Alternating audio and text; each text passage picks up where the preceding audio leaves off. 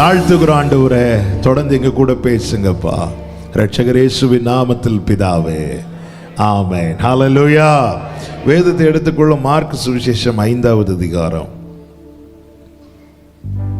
5வது அதிகாரத்தின் 19வது வசனத்தை வாசிக்க கேட்கலாம். மார்க் 5:19. இயேசு அவனுக்கு உத்தரவு கொடாமல், நீ உன் இனத்தாரிடத்தில் உன் வீட்டிற்கு போய் கர்த்தர் உனக்கு இறங்கி உனக்கு செய்தவைகளை எல்லாம் உனக்கு செய்தவைகளை எல்லாம் அவர்களுக்கு அறிவி என்று சொன்னார். கர்த்தருடைய பரிசுத்த நாமம் மகிமைப்படுவதாக. இந்த சம்பவம் நமக்கு தெரியும், பலமுறை தியானித்து இருக்கிறோம், அதிகமாய் வாசித்திருப்போம், கேட்டிருப்போம். கடந்த நாட்களில் ஆண்டவர் இந்த வார்த்தைகளை ஜெப நேரத்தில் சிந்தையில் கொண்டு வந்து இடைவிட ஆரம்பித்தார். கர்த்தர் நம்மோடு கூட பேசுவாராக. யாரை பார்த்து கர்த்தர் இந்த வார்த்தை சொல்லுகிறார்? இந்த வாலிபனை குறித்து நமக்கு தெரியும்.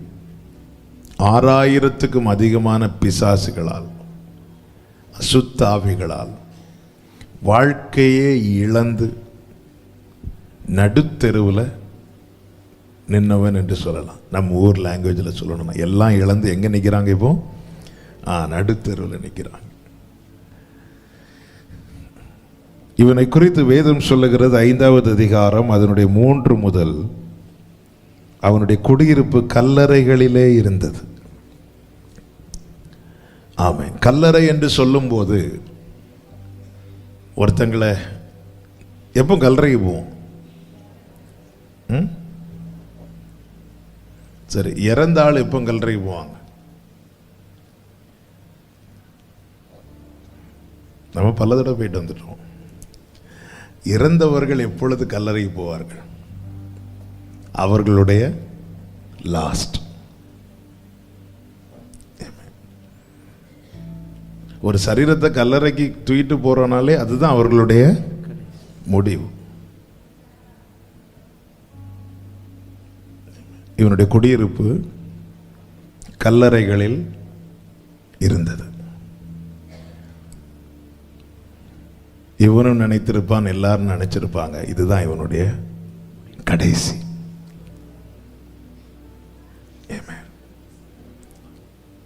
ஹல்லேலூயா. நல்லா புரிஞ்சுக்கோங்க, முடிவு எழுதுற அதிகாரத்தை கர்த்தர் பிசாசு கையில கொடுக்கல. ஆமென். ஆமென். ஹல்லேலூயா. அப்படி கொடுத்திருந்தா நம்ம முடிவெல்லாம் என்னைக்கும் எழுதப்பட்டு முடிந்திருக்கும். பத்ம தீவில் தூக்கி போடப்பட்ட யோவான் தூக்கி போட்டது டொமிஷியன் சக்கரவர்த்தி. ஏன் தூக்கி போட்டான்னா அவனுடைய முடிவு எழுதுறதுக்கு. எப்படியெல்லாமோ கொலை செய்ய வகை தேடினான். யோவானை கொல்ல முடியல. உடனே பத்மதீவில், யாரும் இல்லாத பத்மதீவில், எதுவும் இல்லாத பத்மதீவில் அங்கேயே கிடந்து சாகு. அப்பொழுதுதான் கர்த்தர் அவனுக்கு தரிசனமாகி கையை காட்டி கொடுக்கிறார். மரணத்தின் திறவுகோலும் பாதாளத்தின் திறவுகோலும் என் கையில் இருக்கு. அதன் அர்த்தம், நீ எவ்வளவு காலம் வாழணும், எங்கே சாகணும், எப்போ சாகணுங்கிறத தீர்மானிக்கிறது டொமிஷியன் அல்ல, மரணத்தை ஜெயித்தவர். ஹல்லேலூயா. ஹல்லேலூயா. அவனுடைய குடியிருப்பு கல்லறையில் இருந்தது.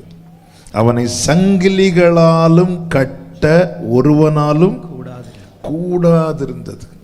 ஏன்னா உள்ள ஒரு பெரிய கட்டு இருக்கு. உள்ள ஒரு பெரிய கட்டு இருக்கு. 1-2 கட்டுல 6000 கட்டுகள். 6000 கட்டுகள் அவனுக்குள்ள இருக்கிறது. அதை அடக்க ஜனங்க சங்கிலிகளை கொண்டு வந்தாங்க. அந்த சங்கிலிகளால் அவனை கட்ட கூடாதிருந்தது. அவன் அநேகந்தரம் விலங்குகளாலும் சங்கிலிகளாலும் கட்டப்பட்டிருந்தும் சங்கிலிகளை முறித்து விலங்குகளை தகர்த்து போடுவான். அவனை அடக்க ஒருவனாலும் கூடாதிருந்தது. 5வது வசனம், அவன் எப்பொழுதும் இரவும் பகலும் மலைகளிலும் கல்லறைகளிலும் இருந்து கூக்குரலிட்டு கல்லுகளினாலே தன்னை காயப்படுத்தி கொண்டிருந்தான். இதுதான் என்னுடைய வாழ்க்கை. ஆமென். இப்பொழுதுதான் ஆண்டவராகிய இயேசு கிறிஸ்து மறுகரையிலே திரளான ஜனங்கள் மத்தியிலே ஒரு புறம் உபதேசம், இன்னொரு புறம் அற்புதம் என ஜனங்கள் ஆச்சரியப்பட்டு அவரை பின்பற்றுகிற கூட்டம் அதிகரிக்கும் போது ஆண்டவர் சொல்லுகிறார், அக்கறைக்கு போவோம் வாருங்கள் என்று.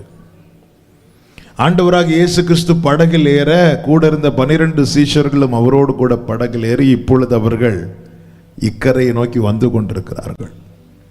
கர்த்தருக்கு மகிமை உண்டாவதாக.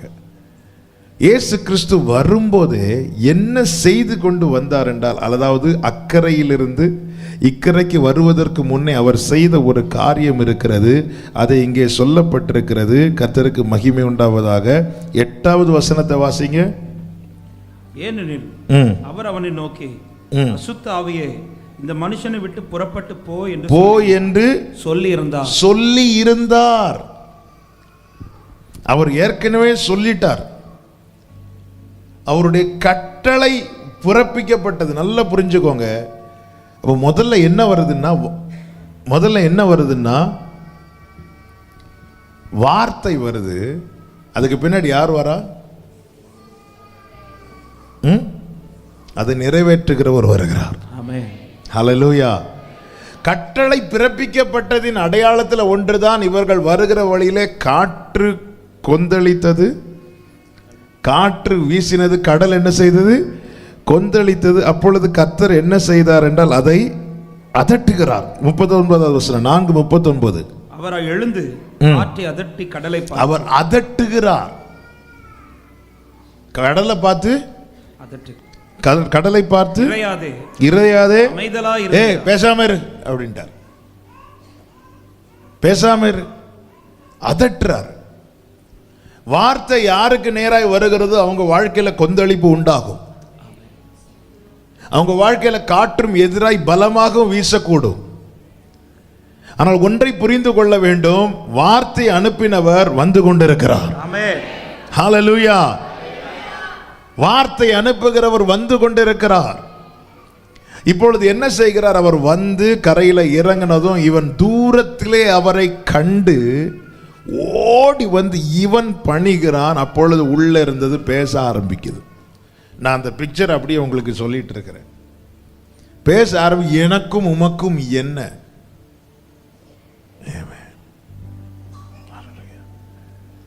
நாங்கள் சாகாதபடிக்கு, எங்களை இந்த எல்லை விட்டு விரட்டாதபடிக்கு இந்த பண்டிகைகளுக்குள்ளே போக விடும் சொல்லும்போது ஆண்டவர் வெளியே உத்தரவு கொடுக்கிறார். அந்த 6000 பிசாசுகளும் அவனை விட்டு வெளியேறி அங்கிருந்த 2000 பண்டிகைகளுக்குள்ளே போய் அத்தனை பண்டிகைகளும் கடலில் விழுந்து மரித்தது. இப்பொழுது 15வது வசனத்தை வாசிங்க. இயேசுவினிடத்தில் வந்து லேகியோனாகிய பிசாசுகள் பிடித்திருந்தவன் வஸ்திரம் தரித்து புத்தி தெளிந்திருக்கிறதை கண்டு பயந்தார்கள். இதை புரியும்படி சொல்லணும்னா, பிசாசு பிடித்தவன் இயேசுவினிடத்தில் வந்து உட்கார்ந்து வஸ்திரம் தரித்து உட்கார்ந்து புத்தி தெளிந்திருக்கிறதை கண்டு. ஒரே வார்த்தையில் சொல்லணும்னா, வாழ்க்கையே இதோடு முடிந்ததென்று இருந்தவனுக்கு வார்த்தையினாலே வாழ்க்கை கிடைக்கிறது. ஆமென். ஹல்லேலூயா. வாழ்க்கை இதோடு முடிந்தது. அவனுடைய குடியிருப்பு கல்லறைகளில் இருந்தது. வாழ்க்கை இதோடு முடிந்தது என்று இருந்தவனுக்கு வார்த்தையினாலே, அவர் வேற எதுவுமே செய்யல, அதட்டுறார். காற்றையும் கடலையும் பார்த்து சொல்லுறார், வெளியேறுங்கிறார், உத்தரவு கொடுக்கிறார். எல்லாமே வார்த்தை. அவரிடத்திலிருந்து வார்த்தை புறப்பட மாற்றங்கள் உண்டாகி கொண்டிருக்கிறது. நம்முடைய வாழ்க்கையில நம்ம பிரச்சனை என்னன்னா, வார்த்தை வந்ததும் ஃபேவரான அடையாளங்கள் நடக்குதான்னு தான் பார்ப்போம். ஆனா வார்த்தையை பெற்றவன் அடிக்கிற காற்றை கூட தனக்கு அனுகூலமாய் தான் பார்ப்பான். கொந்தளிக்கிற கடலை கூட தனக்கு அனுகூலமாய் தான் பார்ப்பான். ஹல்லேலூயா. இல்லை, எனக்கு அன்ஃபேவரா ஒரு காற்று வீசினா ஓகே, வார்த்தை நிறைவேற போகுது. அப்படி அல்ல, சொன்னது கர்த்தர். ஆமாம், நான் போன வாரம் தான் சொன்னேன்னு நினைக்கிறேன். ஆபிரகாமின் சரீரம் செத்ததை தவிர ஆபிரகாமுக்கு கர்த்தர் சொன்ன வார்த்தை சாகல. கப்பர் சேதம் உண்டானதே தவிர வார்த்தை சேதம் உண்டாகவில்லை. ஆமா, யோபுவுக்கு உண்டானது எல்லாம் நஷ்டமானதே தவிர யோபுவுக்குள்ளே கர்த்தர் வைத்த வார்த்தை நஷ்டமாகவில்லை. ஹல்லேலூயா. வார்த்தை அது மன்னா, அது அழியாதது. கர்த்தருடைய பரிசுத்த நாமம் மகிமைப்படுவதாக. வார்த்தையினாலே வாழ்க்கை பெற்றவன். வார்த்தையினாலே நம்முடைய வாழ்க்கையை நம்ம திரும்பி பார்க்கணும். ஏன் கர்த்தர் வார்த்தைகளை தந்து கொண்டே இருக்கிறார்? வார்த்தையை தந்து கொண்டே இருக்கிறதுனால தான் பிசாசு நமக்கு ஒரு முடிவை எழுதினானே, அந்த முடிவு அவன் எழுதினபடி நடக்காமல் இன்னும் நானும் நீங்களும் வாழ்ந்து கொண்டிருக்கிற ஒரே காரணம் வார்த்தையை தந்து வாழ வைத்து கொண்டிருக்கிறதுனால. கரங்களை தட்டி ஆண்டவருக்கு மகிமை. நல்ல கரங்களை தட்டி. இல்லைன்னா என்னுடைய குடியிருப்பு, ஆமென், அவனுடைய குடியிருப்பு கல்லறைகளில் இருந்தது. ஒரு கல்லறையில், கல்லறைகளில். அப்ப பிசாசு எழுதின அத்தனை 6000 பிசாசுகளும் ஒரே முடிவு எழுதுறாங்க. இவங்க அது தொட முடிச்சு. ஒரே ஒருத்தர் இன்னொரு முடிவு எழுதுறார். உனக்கு எதிராக எழுதப்படுகிற 6000 பேனாக்களை விட அந்த ஒருவரால் உனக்காக எழுதப்படுகிற ஒரு முடிவு இருக்கு, தெரியுமா? ஆமென். 6000 பிசாசுகள் இவனை கொண்டு கல்லறைகளில். உனக்கு என்ன கல்லறை வேணும் செலக்ட் பண்ணு. நம்ம எவ்வளோ செலக்ட் பண்ணியிருக்கிறோம். சிலர் வயசான நாட்களில் செலக்ட் பண்ணுவாங்க. என்ன இங்கே தான் இவன் வாலிபன், இவனுடைய எத்தனை முடிவுகள், இவனுக்காக எழுதப்பட்ட, உலகத்தில் எழுதப்பட்ட அத்தனை முடிவுகளும் இதுதான் இவன் வாழ்க்கை, இதுதான் கடைசி. கர்த்தருக்கு மகிமை உண்டாவதாக. இயேசு வரார். அவர் சொல்லி இருந்தார். பைபிள்ல வேர்ட் பை வேர்டா பார்க்கும்போது தான் அவர் சொல்லி இருந்தார். என்ன சொல்லி இருந்தார்? 8வது வசனம், ஏனெனில் அவர் அவனை நோக்கி அசுத்தாவியே இந்த மனுஷனை விட்டு புறப்பட்டு போ என்று சொல்லி இருந்தார். அவர் சொன்னதுதான் நடக்கும். வாழ்ற இன்னைக்கு அநேகருடைய சாட்சி என்னன்னு கேட்டா, வாழ்ந்துட்டு இருக்கிறேன், அவ்வளவுதான். சொல்லி இருக்கிறார், சொல்லிட்டே இருக்கிறார். வாழ்க்கை ஒரு நாள்ல வாராரு, என்ன சொன்னாரோ அதை அவன் வாழ்க்கையில் நிறைவேற்ற அவனுக்கு வஸ்திரம், அவனுக்கு உட்கார வைக்கிறார். எங்க கல்லறையில் உட்கார்ந்தவன் இப்பொழுது கர்த்தருடைய பாதத்தில் உட்காருகிறான். நமக்கு தேவன் பாராட்டுகிற கிருபைகளை அந்த ஆர்டர்ல பார்க்க ஆரம்பிச்சாதான் நமக்கு அதனுடைய மேன்மை தெரியும். வஸ்திரம் கொடுக்கிறார், ரட்சிப்பை கொடுக்கிறார், அவர் சமூகத்தில் வந்து உட்கார வைக்கிறார். ஆமென். அடுத்து புத்தி தெளிந்து, தெளிவு யார் கொடுக்கிறவர் தெரியுமா? பரிசுத்த ஆவியானவர். அப்போ எனக்கு வஸ்திரம் கொடுக்கிறார், என்னை சமூகத்தில் உட்கார வைக்கிறார், என்னை ஆவியானவருடைய கீழே என்னை ஒப்பு கொடுக்கிறார். ஹல்லேலூயா. இப்படிப்பட்ட வார்த்தையினாலே வாழ்க்கை பெற்றவன். இன்னொரு காரியத்தை கூட சொல்றேன், நான் செய்திக்குள் இன்னும் போகவில்லை. வார்த்தையினாலே வாழ்க்கை பெற்ற இந்த அனுபவம் இவனுக்கு உண்டானதும் 15 கடைசியில் சொல்லப்பட்டிருக்கிறது. அந்த 14 முதல் வாசியுங்கள். பன்றிகளை மேய்த்தவர்கள் ஓடி இதை பட்டணத்திலும் சுற்றுப்புறங்களிலும் அறிவித்தார்கள். அப்பொழுது சம்பவித்ததை பார்க்கும்படி ஜனங்கள் புறப்பட்டு இயேசுவினிடத்தில் வந்து எதை பார்க்க வந்தாங்க? 14 திருப்பி வாசிங்க. பன்றிகளை மேய்த்தவர்கள் ஓடி இதை பட்டணத்திலும் அதுக்கு முன்னாடி வசனக்கு பன்றிகள் கடலில் பாய்ந்து அமிழ்ந்து மாண்டது. இவங்க உண்மையிலே பார்க்க வந்தது எது அப்படின்னா, கரெக்ட் தான் சொல்லுங்க, பன்றிகளை பார்க்க. யாரை பார்க்க வரல? இயேசுவை விடுங்க, இன்னொருத்தன் கூட அங்க இருக்கிறான். இந்த வாலிபனுக்கு சம்பவித்ததை பார்க்க யாருக்கும் வர மனசு இல்லை. இவ்வளவு கஷ்டப்பட்டான், காயம் தினமும் வேதனை. இவனை பார்க்கறதுக்கு அந்த ஜனத்துல அந்த சொந்தக்காரங்கள ஒருத்தருக்கு கூட வந்து பார்க்க மனசுல, ஆனா பன்றிக்கு நடந்ததை பார்க்கறதுக்கு ஓடி வராங்க. இத்தனை ஜனங்கள் இருந்தும் இவனை தேடி வரவோ, இவனை பார்க்கவோ, இவனுக்கு இப்படி சம்பவித்தது என்று பரிதாபப்படவோ ஒருத்தருக்கு கூட மனசில்ல. ஆனா பன்றிகளுக்கு இப்படி நடந்துச்சு.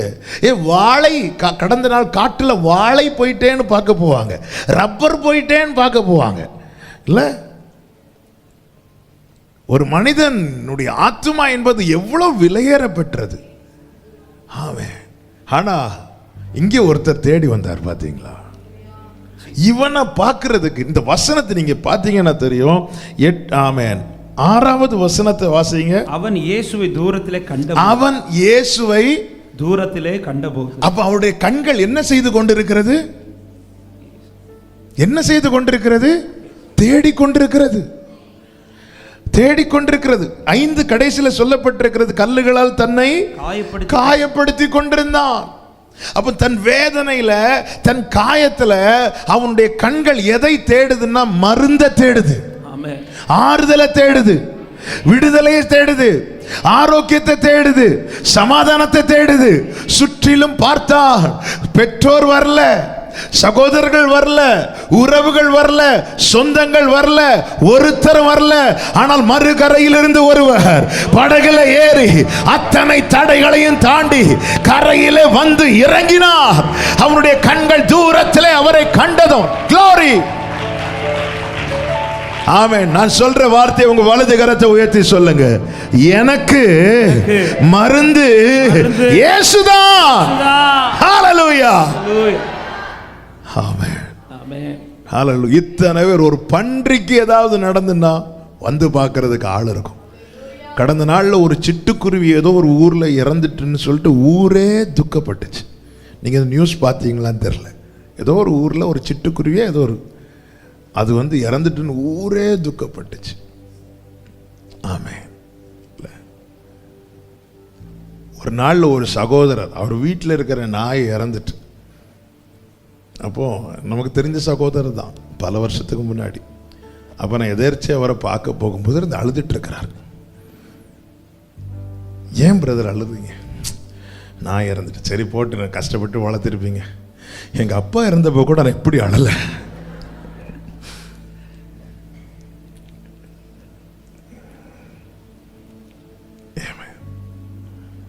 எங்கள் அப்பா இருந்தப்போ கூட நான் இப்படி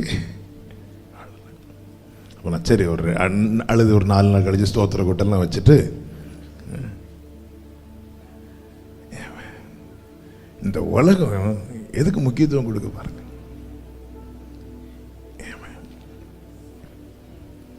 ஹல்லேலூயா. கர்த்தர் நல்லவர். ஆமென். நான் எதுக்கு சொல்ல வரேன்னா, நம்ம கூட இருக்கிறவங்க உயிரற்ற பொருட்களுக்கெல்லாம் முக்கியத்துவம் கொடுப்பாங்க இல்லை, நமக்கு தராம போவாங்க. இந்த 2000 பண்டிகள் கேட்கலாம், ஆண்டவரே ஆனால் இந்த பண்டிகள் பாவம்ல ஆண்டவரே. ஆண்டவருடைய பதில் எதுவாக இருக்கும் தெரியுமா? அது எல்லாத்தை விட எனக்கு இவன் தேவை. உனக்கு ஈடாய் நான் மனிதர்களை கூட கொடுப்பேன்னு சொல்லியிருக்கிறார். உன்னை நான் மீட்க என்னவும் செய்யறதுக்கு ரெடி. அப்படிதான் இறங்கி வந்தார். என் ஜீவனை கொடுத்து தான் உன்னை வாங்கணுமா? நான் பாதியில விட்டு செல்ல மனிதர் அல்ல. எருசலேம் பவனியோடு அவர் ஓட்டத்தை முடித்திருந்தார்.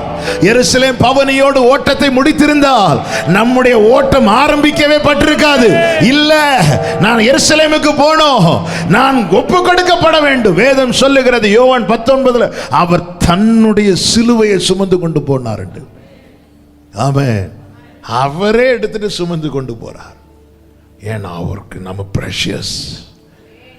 வார்த்தையினாலே வாழ்க்கை பெற்றவங்க. அடுத்த காரியம், இந்த 14:15 சொல்லப்பட்டிருக்கிறது, பண்டிகைகளுக்கு சம்பவித்ததை பார்க்கும்படி ஜனங்கள் புறப்பட்டு இயேசுவினிடத்தில் வந்து, லேகியோனாகிய பிசாசுகள் பிடித்திருந்தவன் வஸ்திரம் தரித்து உட்கார்ந்து புத்தி தெளிந்திருக்கிறதை கண்டு பயந்தார். கண்டு பயந்தார். எல்லாரும் சொல்லுங்க, கண்டு பயந்தார்கள். உண்மையில எப்போ பயந்திருக்கணும்? நேற்று அவன் கல்லுகளால் காயப்படுத்தினப்போ பயந்திருக்கணும். இல்ல? ஆமா, நல்லா புரிஞ்சிருங்க. இந்த என பிசாசுகள் என்ன சொல்லுச்சு இயேசுவின் இடத்துல? இந்த எல்லையை விட்டு. ஆமா, 10வது வசனம், தங்களை அந்த திசையிலிருந்து துரத்தி விடாதபடிக்கு அவரை மிகவும் வேண்டிக் கொண்டார். இப்போ என்னன்னா, இவனை விட்டு நான் போயிறேன், ஆனா இந்த எல்லையை விட்டு எங்களை துரத்திடாதீங்க. ஏன்னா நாங்கள் குடியேறும்படியாய் அநேக ஜனங்கள் ரெடியா இருக்கிறாங்க. இயேசு பிசாசு துரத்தினதும் ஜனங்கள் வந்து இயேசுட்ட என்ன சொன்னாங்க? நீங்க போயிருங்க, நீங்க போயிருங்க, அப்படிதான் சொல்றாங்க. இயேசுக்கு இடம் கொடுக்க மறுக்கிறவனுடைய எல்லைக்குள்ளே பிசாசு வாசம் பண்ண ரொம்ப விரும்பும். அதனால தான் பிசாசுகள் சொல்லுச்சு, இந்த திசையை விட்டு எங்களை துரத்திடாதீங்க. இந்த வீட்டில் என்ன ரொம்ப கவனிப்பாங்க. நல்ல காலையில் 8 மணிக்குன்னா பிரேக்ஃபாஸ்ட், அடுத்த பசி வர்றதுக்குள்ளேயே லஞ்சு டேபிளில் ரெடியாக இருக்கும். இடையில ஸ்நாக்ஸ் என்ன, டீ என்ன, ஜூஸ் என்ன. ஆண்டவரே ஒரே ஒரு ஜெபம் பண்ணுறேன், இந்த திசையை விட்டு மட்டும் துரத்திராதீங்க. ஜனங்க வந்து இயேசுவின் இடத்துல என்ன சொல்றாங்க? ஆமென். 17வது வசனம், அப்பொழுது தங்கள் எல்லைகளை விட்டு போகும்படி அவரை வேண்டிக் கொள்ள தொடங்கினார்கள். இயேசுவுக்கு இடமில்லாத எல்லைக்குள்ளே பிசாசு வாசம் பண்ண ரொம்ப விரும்பும். ஆமென். இப்ப பாருங்க, இவனுக்கு சம்பவித்ததை கண்டு ஜனங்கள் என்ன செய்தார்கள்? பயந்தார்கள். தாவீது சொல்லுகிறார், சங்கீதம் 40:2-3 வசனங்களிலே, பயங்கரமான குழியிலும் உளையான சேற்றிலும் இருந்து என்னை தூக்கி எடுத்து என் கால்களை கன்மலை மேல நிறுத்தி என் அடிகளை உறுதிப்படுத்தி நமது தேவனை துதிக்கும் புது பாட்டை அவர் என் வாயிலே கொடுத்தார். அநேகர் அதை கண்டு பயந்து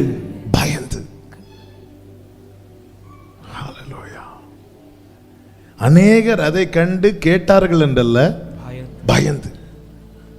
அப்ப உண்மையான ஒரு மாற்றம் ஒரு தேவ பிள்ளைக்குள்ளே வரும்போது மற்றவர்களுக்கு என்ன உண்டாகுமா? பயம் உண்டாகும். அப்ப நான் இருக்கிற இடத்துல தெய்வ பயம் வெளிப்பட வேண்டுமானால் எனக்குள்ளே மெய்யான ஒரு மாற்றம் தேவை. தாவீதோடு கூட கர்த்தர் இருப்பதை சவுல் அறிந்து என்ன செய்தான்? பயந்தான். மோசே தேவ பிரசன்னத்திலிருந்து இறங்கி வரும்போது, அவன் போகும்போது அவனை பார்த்த முகம் அல்ல, அவன் வரும்போது அவனுடைய முகம் பிரகாசித்ததை பார்த்ததும் ஜனங்களுக்கு என்ன வந்துட்டு?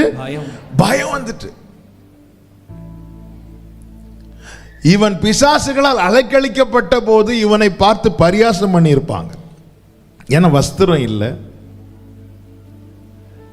ஊளை இட்டு கொண்டு ஓடுவான், கூக்குரல் இடுவான்.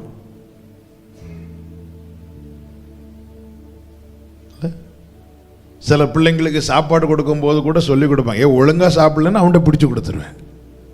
இப்படி அநேக பரியாசங்களுக்கு, எத்தனை எத்தனை வேதனையின் வார்த்தைகளுக்கு அகப்பட்டவனை இப்ப புத்தி தெளிந்து வஸ்திரம் தரித்து அவர் பாதத்தில் இருப்பதை பார்த்தது பயம் வந்துட்டு, மெய்யான மாற்றம். அப்ப ஆண்டவரே பயம் உண்டாக அக்னி இறக்கும்னு ஜெபம் பண்ணக்கூடாது. ஆண்டவரே என்னை சூழ்ந்திருக்கிறவர்களுக்குள்ள தெய்வ பயம் உண்டாக எனக்குள்ளே மாற்றத்தை தாங்க, எனக்குள்ளே மாற்றத்தை. நான் வேலை பார்க்கிற இடத்துல தெய்வ பயம் இல்லாம துணிந்து காரியங்களை நடப்பிக்கிறாங்களே ஆண்டவரே, எப்படி? நான் ஆண்டவர் கொடுத்த வாக்குத்தத்தங்கள்ல ஒன்றென்ன? எனக்கு பயப்படும் பயத்தை உனக்கு முன் செல்லும்படி செய்வேன். எனக்கு பயப்படும் பயத்தை. அதனாலதான் ஒரு பெரிய தேவ மனிதர் பல நாட்களாய் தேவ சமூகத்திலிருந்து தன் தேசத்தின் விடுதலைக்காக, ரட்சிப்புக்காக ஆமென் அதிகமாய் ஜெபித்து விட்டு ஒரு நாளிலே ட்ரெயின்ல பயணம் பண்ணி வந்து கொண்டிருக்கிறார். ஒரு குறிப்பிட்ட ஊர் வந்த போது இது எந்த ஸ்டேஷன் பார்க்கறதுக்காக ஜன்னல் வழியா இப்படி வெளியே இப்படி பார்க்கிறாராம். அவ்வளோதான். அந்த ஸ்டேஷன்ல இருக்கிறவங்க, அந்த பகுதியில் இருக்கிறவங்கெல்லாம் தெய்வ பயம் வந்ததும் அத்தனை பேரும் முழங்கால் போட்டு நான் பாவின்னு அறிக்கை செய்தாங்களாம். நான் பாவின்னு சொல்லிட்டு வயல்ல வேலை பார்த்துட்டு இருக்கிறவங்க எல்லாம் ஓன்னு அறிக்கை செய்தாங்க. இவர் ஒரு தெரு வழியா நடந்து போனா ஒண்ணுமே செய்யல. அந்த தெய்வ பயம் அவருக்கு முன்னாக செல்லுகிறது, அவ்வளவுதான். அத்தனை பேரும் பாவின்னு அறிக்கை செய்தாங்க. தேவாலயத்துக்குள்ள ஏசாயா வந்ததும் சேராபீன்கள் தங்களுக்கு கொடுக்கப்பட்ட செட்டைகளில் எல்லா 2 செட்டைகளை தவிர மீதி எல்லா செட்டைகளையும் எடுத்து தங்களை மறைத்து விட்டு 2 செட்டைகளை அடித்து ஒருவரை ஒருவர் பார்த்து சேனைகளின் கர்த்தர் பரிசுத்தர் பரிசுத்தர் என்று சொல்லிக் கொண்டிருக்கிறார்கள். ஏசாயா உள்ள வந்ததும் அவனுக்குள்ள அந்த தெய்வ பயம் வந்துச்சு. தெய்வ பயம் நமக்குள்ளே வந்தாதான் அந்த உணர்வு உண்டாகும். பயம். தாவீது சொல்றாரு, என்னை பார்த்து ஜனங்க எப்பவும் பயந்தாங்க தெரியுமா? நான் சிங்கத்தை கொன்ற போது அல்ல, நான் கரடியை கொன்ற போது அல்ல, நான் கோலியாத்தை வீழ்த்தின போதும் அல்ல. எப்பொழுது பயங்கரமான குழியில் இருந்து என்னை தூக்கி எடுத்து கண்மலை மேல நிறுத்தி என்னை பாட வைத்தாரோ அப்பொழுது அநேகர் அதை கண்டு பயந்து, அநேகர் அதை கண்டு பயந்து. மோசே வாக்கிலும் செய்கைகளும் வல்லவனான போது அவன் போய் ஜனங்கள்ட்ட, என்னப்பா நீங்க இப்படி பிரச்சனை பண்றீங்க, உன்னை யார் எனக்கு தலைவனா வைத்தது? அவ்வளவுதான். ஆனா தெய்வ பிரசன்னத்திலிருந்து மாற்றப்பட்டவனாய் மோசே வருகிறான். வேதம் சொல்லுகிறது, ஜனங்கள் கர்த்தருக்கும் மோசேக்கும் பயந்தான். ஆரோன் வர மோசேக்கு பயந்தான். ஆரோன் யார்? அண்ணன், மூத்த சகோதரன். ஆனா மோசேயை பார்த்து பயம். ஏன்னா தேவனால் மாற்றப்பட்டவன். நமக்குள்ளே உண்டாகிற மாற்றம் நம்மை பார்க்க விரும்பாதவர்கள் கூட நம்மை பார்த்து பயம் வரும். ஹல்லேலூயா. இந்த மாற்றம் வேணும். ஆண்டவர், பிள்ளைங்களுக்கு என் மேல ஒரு பயம் இல்லை ஆண்டவரே அப்படின்னு யாராவது பெற்றோர் இருக்கிறீங்கன்னா இங்க தேவ சமூகத்தில் கேட்கறது இதுதான். அந்த தெய்வ பயம் இருக்கணும் நம்ம சொந்தங்கள் நடுவில். ஆமென். எவ்வளோ காரியங்கள் பாருங்க, நம்ம போய் ஒரு இடத்துல இருந்தா அநேக காரியங்கள் தடை பண்ணப்படணும். என்ன அநேக காரியங்கள்? எது தேவனுக்கு பிரியமில்லாத காரியங்களா இருக்கிறதோ அது எல்லாமே தடை பண்ண, ஜனங்களுக்கு செய்யக்கூடிய அந்த துணிகரம் வரக்கூடாது. இது நான் ஒரு சேர்ல இருப்பேன், என் பக்கத்தில் இருக்கிறவங்க அவங்க என்னவோ செஞ்சிட்டு இருக்கிறாங்க, என்னவோன்னு செய்வாங்க. ஏன் எங்க மிஸ்டேக்? ஆண்டவரை பாருங்க, ஆண்டவர் இவங்கெல்லாம் இப்படி இருக்காங்க. இல்லை ஆண்டவர், எனக்குள்ள இன்னொரு மாற்றம் இன்னொரு இருந்தா, என் பார்வையில் அந்த பரிசுத்தம், என்னுடைய செயல்களில் அந்த பிரசனத்தில் நம்ம போய் இருந்தா இல்லை. ஆண்டவராகிய இயேசு கிறிஸ்து சஞ்சரிக்கிற இடத்துல விபச்சாரம் செய்கிற ஸ்திரீகள் இருந்தார்கள். ஆனா இயேசு கிட்ட வந்ததும் பாதத்தில் விழுந்து அழுதுருவாங்க. சீமோன் வீட்டில் போய் பிரசங்கம் ஒன்றும் பண்ணல, உட்காந்து சாப்பிட போனார் ஆண்டவர். உட்காந்து சாப்பிட்டுட்டு இருந்ததும் அந்த பட்டணத்தில் பாவியா இருந்த ஸ்திரீ என்ன பண்ணிட்டா? ஓடி வந்துட்டா. ஓடி வந்து பாதத்தில் விழுந்து அழுறான், அழுதுட்டே இருக்கிறான். இந்த அனுபவம் நம்ம வீட்டில் முதல்ல இருக்கணும். நாம ஒரு ரூம்ல இருந்து ஜோம் பண்ணிட்டு இருப்போம், இன்னொரு ரூம்ல இருந்து துணிகரமாய் யாரோ ஒருத்தங்க பாவம் செஞ்சிட்டு இருப்பாங்கன்னா சம்திங் ராங் இல்ல. ஆமா, நாம ஒரு இடத்துல இருந்து ஜோம் பண்ணிட்டு இருக்கும்போது அந்த ரூம்ல இருக்கிறவங்களுக்கு பாவம் செய்ய அந்த எண்ணம் வந்தாலே பயம் வந்துடணும். பவுலும் சீலாவும் ஜெபித்தா பாடிக்கொண்டிருந்த போது பக்கத்தில் இருந்தவங்களுக்கு வேற ஒண்ணுமே செய்ய முடியல. அவங்க என்னதான் செஞ்சிட்டு இருந்தாங்க? கேட்டு கொண்டிருந்தார்கள். வேற ஒண்ணுமே செய்ய முடியாது.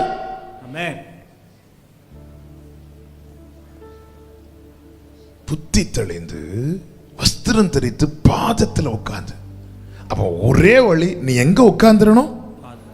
பாதத்தில் உட்கார்ந்துரு, மீதி எல்லாமே நடக்கும். நீ பாதத்தில் உட்கார்ந்தா கர்த்தருக்கு பயப்படுகிற பயம் உன்னில் வெளிப்படும். ஆமென். ஹல்லேலூயா. இதுதாங்க வேணும். இதுதாங்க மாற்றத்தை கொண்டு வரும் குடும்பத்தில். பிள்ளைங்க துணிந்து பாவம் செய்யறாங்களா? இருக்கக்கூடாது. தேவனுக்கு பயப்படுகிற பயம் வேணும். ஹல்லேலூயா. பிள்ளைங்களுக்கு அந்த நடுக்கம் வந்துடணும், நடுக்கம் வரணும். லூக்கால இருக்கு பாருங்க ஒருவர், லூக்கா 2வது அதிகாரம் 9வது வசனத்தை வாசிங்க. லூக்கா சுவிசேஷம்.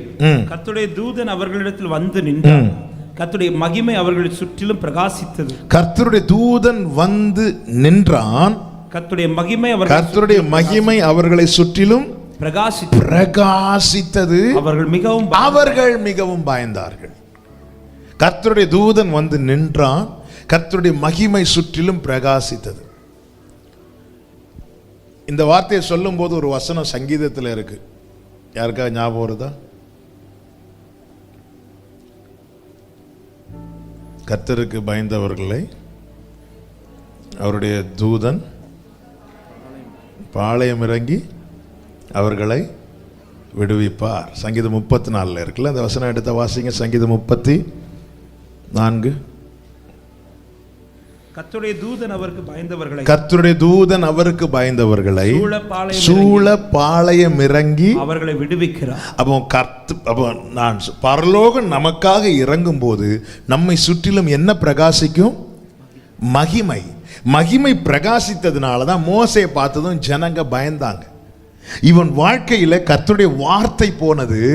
இத்தனை காலம் இவனுக்குள் இருந்தது 6000 பிசாசுகள், இப்பொழுது இருக்கிறது வார்த்தை.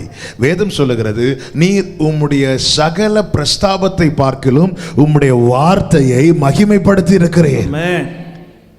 அப்போ தெய்வ பயம், ஜனங்கள் கண்டு பயந்தார்களாம். ஜனங்களுக்குள்ள பயம் வந்துட்டு. ஏன் பயம் வந்துச்சு தெரியுமா? ஜனங்க எல்லாரும் இந்த கட்டில தான் இருக்கிறாங்க.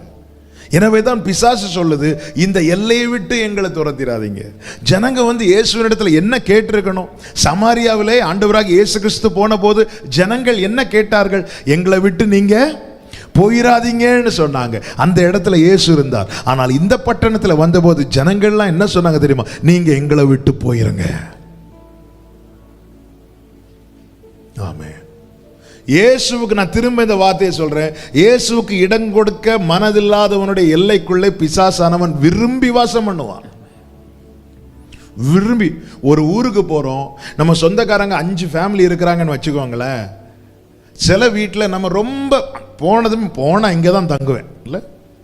சில ஏரியாவுக்கு போகும்போது இந்த லாட்ஜில் தான் நான் ரூம் எடுப்பேன்.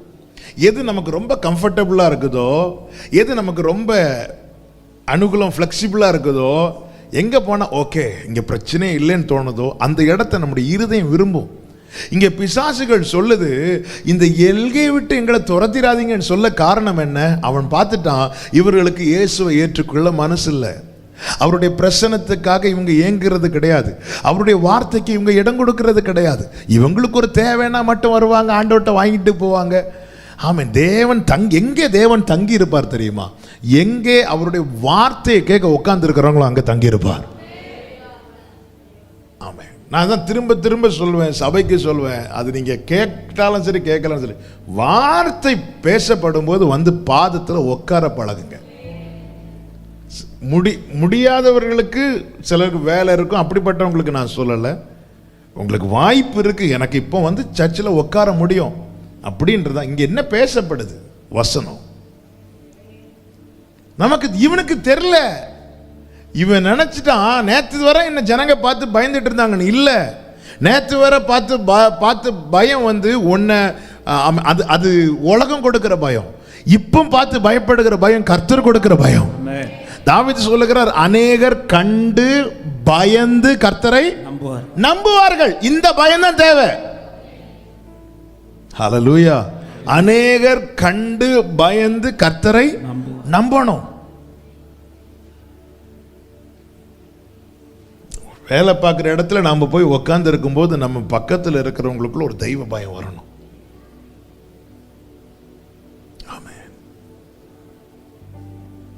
கொஞ்சம் அதை யோசித்து பாருங்க. நம்ம குடும்பத்தில் சொந்தங்கள் நடுவில் ஒரு ஃபங்க்ஷன் போகிறோம், நம்ம மட்டும்தான் ரட்சிக்கப்பட்டவர்களாக இருப்போம்.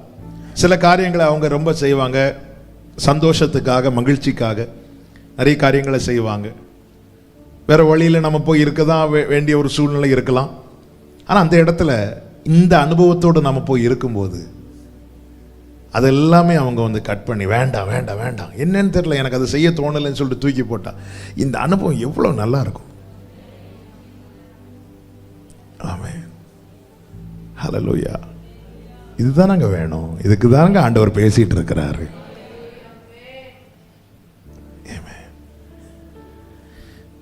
அப்போ என் ஜனத்தை மாற்றும் என்று கேட்கறதுக்கு முன்னாடி ஆண்டவரே என்னை மாற்றும். என்னை மாற்றுறோம், என்னை மாற்றுங்க. ஹல்லேலூயா.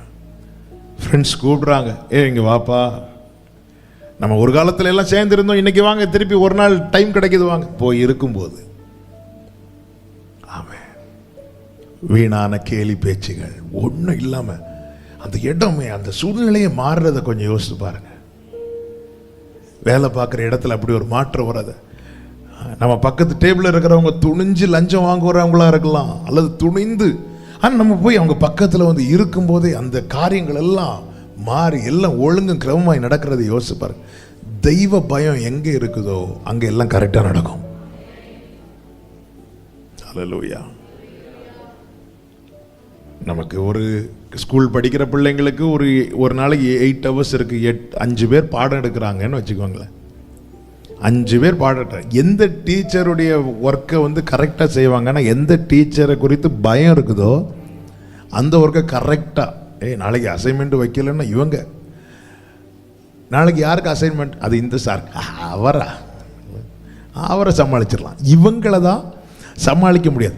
அப்போ எந்த ஒரு காரியத்தை குறித்து ஒரு பயம் வருதோ அந்த காரியத்தில் வேலை கரெக்டாக நடக்கும். இந்த பைபிளை இதுவரைக்கும் நான் பார்த்தது, பைபிளை படிக்க ஆண்டவரே அவங்கள மாற்றுங்க இவங்கள மாற்றுங்கன்னு ஜெபிக்கிறத விட அதிகமாக என்ன மாற்றுங்கன்னு ஜெபித்தது தான் அதிகம். காரணம் அந்த பைபிள் கண்ணாடி நம்மளை கரெக்டாக காட்டி கொடுக்கும். ஹல்லேலூயா. அதனால தான் வேதத்தை நேசிக்கணும், இந்த கண்ணாடியை பார்க்க பழகணும். ஹல்லேலூயா. நம்ம எல்லாம் வேற கண்ணாடி போட்டு மற்றவங்கள தான் பார்ப்போம்ல, நம்மளை பார்க்கணும். நம்மளை ஆண்டவரே நான் மாறினேன்னா என் வீட்டில் தெய்வ பயம் இருக்கணுமே. ஹல்லேலூயா. இயேசு தேவாலயத்துக்குள்ள போய் சாட்டை எடுத்து எல்லாத்தையும் அடிச்சு இது பண்ணார்ல, ஒருத்தரா தடுத்தாங்களா? தடுக்க முடிந்ததா? காவலர்கள் வந்தாங்க, சீஷர்கள் தடுத்திருப்பாங்க. உண்மையிலே காவலர்களை சீஷர்களால் தடுக்க முடியுமா? அப்படி முடிந்திருக்குமானால் கெத்செமனே தோட்டத்தில் ஏன் சீஷர்கள் ஓடணும்? அப்ப அந்த இடத்துல ஒரு சுத்திகரிப்பு நடக்கிறத யாருக்கும் தடுக்க முடியல. இதுதான் நம்ம குடும்பத்துக்கு தேவை. ஆண்டவர் சுத்திகரிக்கிறார், சுற்றி பார்க்கிறார். மார்க் 11:11 சுற்றி பார்க்கிறார், 11:15 சுத்திகரிக்கிறார், 11:27 வாசிங்க. 3 வசனத்தை வாசிங்க. மார்க் 11:11. அப்பொழுது இயேசு எருசலேமுக்கு வந்து தேவாலயத்தில் பிரவேசித்து எல்லாவற்றையும் சுற்றி பார்த்து போனார். 11:15 அவர்கள் எருசலேமுக்கு வந்தார்கள். இயேசு தேவாலயத்தில் பிரவேசித்து ஆலயத்தில் விற்கிறவர்களையும் கொள்ளுகிறவர்களையும் துரத்திவிட்டு காசுக்காரருடைய பலகைகளையும் இப்போ திருப்பி வந்து சுத்திகரிக்கிறார்.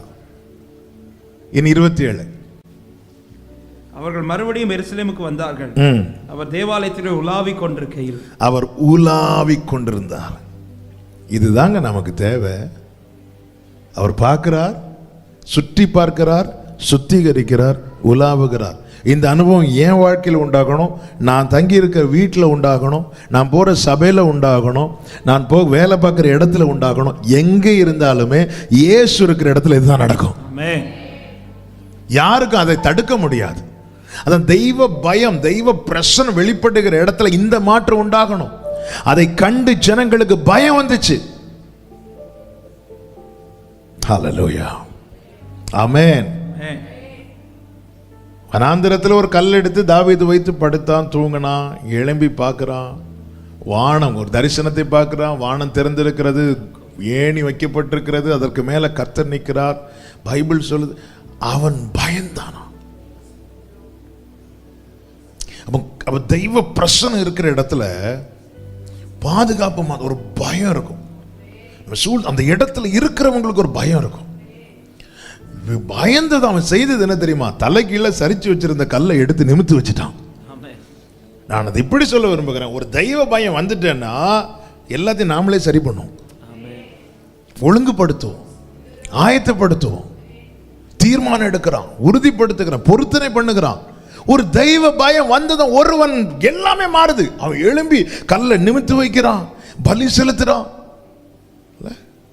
பொருத்தனை செய்யறான். ஒரு சும்மா எங்க போனோம் என்ன செய்யணும் ஒன்னும் தெரியாம வந்தவன் கல் எடுத்து கீழே வைக்கிறான், படுத்தான், தூங்கினான். ஆனா அந்த இடத்துல கர்த்தர் இருக்கிறார் என்கிற அறிவு வந்ததும் அந்த பயந்து, அந்த வசனத்தை வாசிங்க, ஆதியாகமம் 28 16 17 17வது வசனம். யாக்கோபு நித்திரை தெரிந்து 17வது வசனம். அவன் பயந்து இந்த ஸ்தலம் எவ்வளவு பயங்கரமா இருக்கிறது. பயந்து. அடுத்த வார்த்தை வாசிங்க. இது தேவனுடைய வீடே இல்லாம. அடுத்த வசனம். அதிகாலையில் யாக்கோபு எழுந்து தன் தலையின் கீழ் வைத்திருந்த கல்லை எடுத்து அதை தூணாக நிறுத்தி. அதிகாலையில் எழும்புறான், எல்லாமே கரெக்டா நடக்குது. அதிகாலையில் எழும்புறான், கல்லை எடுத்து கரெக்ட் வைக்கிறான். அடுத்த வார்த்தை. அந்த ஸ்தலத்திற்கு பெத்தேல் என்று பெயரிட்டு, அதற்கு முன்னே அவருக்கு லூஸ் என்னும் பெயர் இருந்தது. அப்பொழுது யாக்கோபு, தேவன் என்னோட இருந்து நான் போகிற இந்த வழியிலே என்னை காப்பாற்றி உண்ண ஆகாரமும் உடுக்க வஸ்திரமும் எனக்கு தந்து என்னை என் தகப்பன் வீட்டு 18 தூணாக நிறுத்தி அதன் மேல் எண்ணெய் வார்த்து. அதாவது அவன் பான பலி செலுத்துகிறான். அங்கே தெய்வ பயம் வாழ்க்கையில வந்துட்டுனா நடக்க வேண்டியதெல்லாம் தானாக நடக்கும். சகலமும் ஒழுங்கும் கிரமமா இருக்கணும், இருக்கும். ஹல்லேலூயா, ஹல்லேலூயா. மோசே முச்சடிக்கு முன்னாடி ஆண்டவர் பேசிட்டு இருக்கும்போது மோசேக்கு பயமே வரல. போங்க ஆண்டவர், வேற யாராவது அனுப்புங்க. போற வழியில் ஆண்டவர் மோசே என்ன செய்ய பார்த்தாரோ, கொல்ல பார்த்தார். உடனே மோசையின் மனைவி என்ன செய்கிறா, ஓடி போய் பிள்ளைக்கு விருத்த சேதனம் பண்ணுகிறாள். ஒரு பயம் வந்துட்டுன்னா எல்லாமே ஆட்டோமேட்டிக்கா நடக்கும். என் வீட்டில் தெய்வ பயம் இருக்கணும், நம்ம இருக்கிற இடத்துல இருக்கணும். இன்னைக்கு அந்த தெய்வ பயம் நஷ்டமானதுனால தான் எல்லாம் ஒழுங்கின்மையும் வெறுமையுமாக காரணம். ஹல்லேலூயா. கைகளை உயர்த்தி ஹல்லேலூயா. ஆமென். கோவிட் ஃபர்ஸ்ட் வந்து ஸ்டார்டிங்ல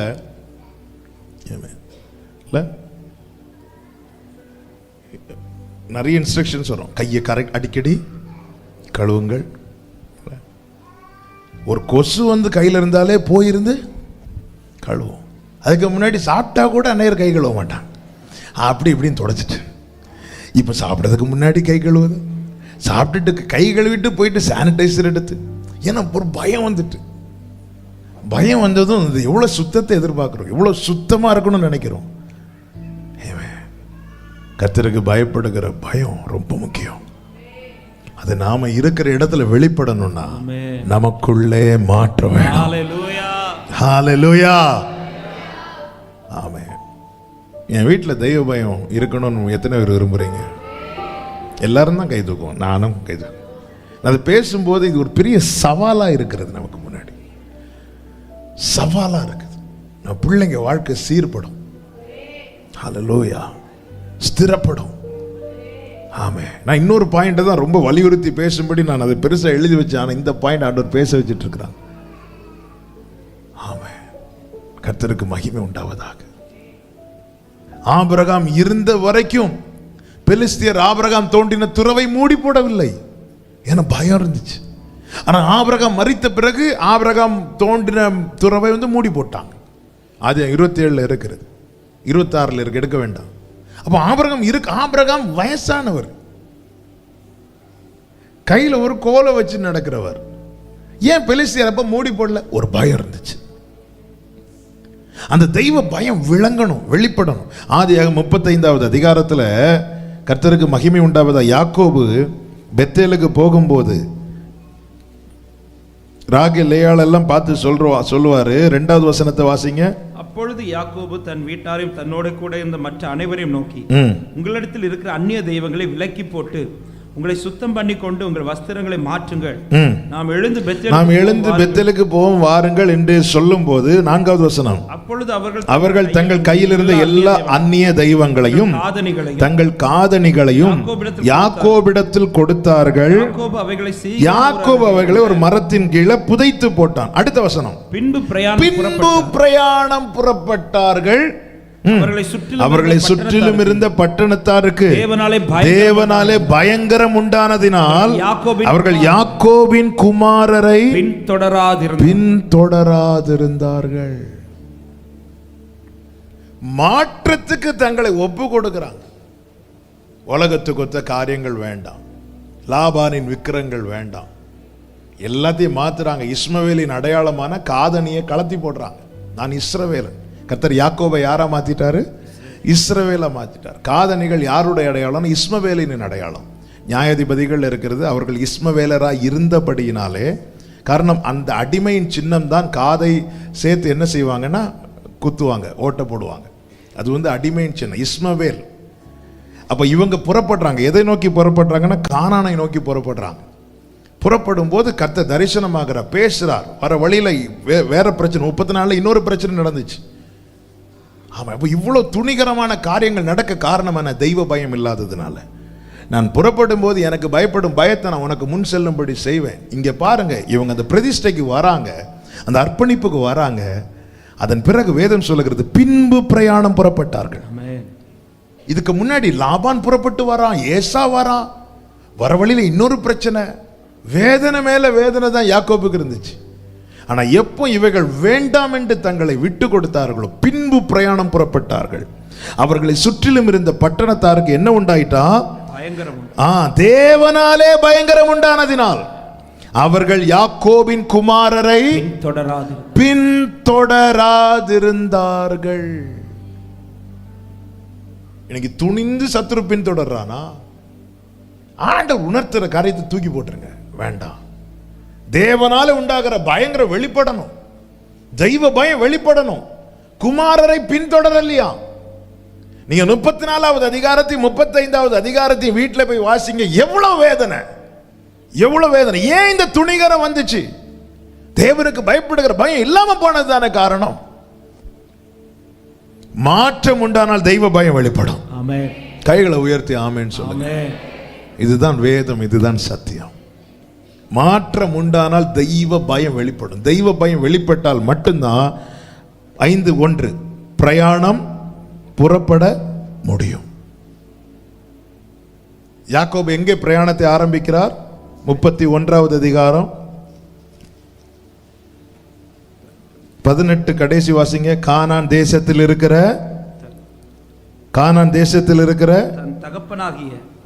தன் தகப்பனாகிய ஈசாக்கின் இடத்துக்கு போக புறப்பட்டார். இங்க பிரயாணம் ஸ்டார்ட் ஆகுது. ஆனா பயங்கர தடை தடை தடை தடை தடை. என்ன ஆண்டவரே இது? ஆண்டவர் சொல்ற, இன்னைக்கு சத்துரு வந்து புகுந்து விளையாடுறான்பா, எல்லைக்குள்ள ஜாலியா விளையாடுறான். ஏன் தெரியுமா?